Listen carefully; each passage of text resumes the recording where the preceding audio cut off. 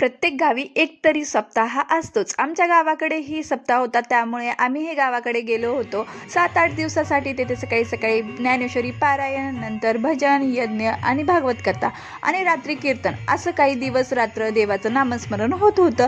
हे वातावरण एवढं छान होतं ना, की मनाला खूप सुख भेटत होतं आणि मला पावल्या खेळायला खूप आवडतात. म्हणूनच ह्या सगळ्या पावल्या खेळत होत्या, त्यामुळे मीही सहभागी झाले होते.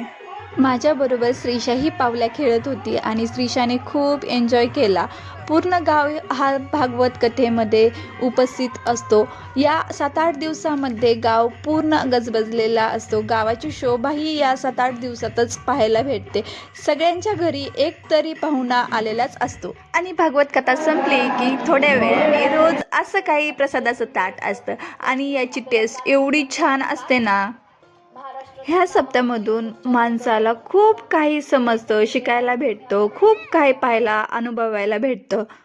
आणि 8व्या दिवशी असतं काल्याचं कीर्तन. असे सप्त्याचे 7-8 दिवस इतके फास्ट जातात ना, कसे जातात कळतच नाही. मला लाईक करा, शेअर करा, सबस्क्राईब करा आणि तुमच्या छान छान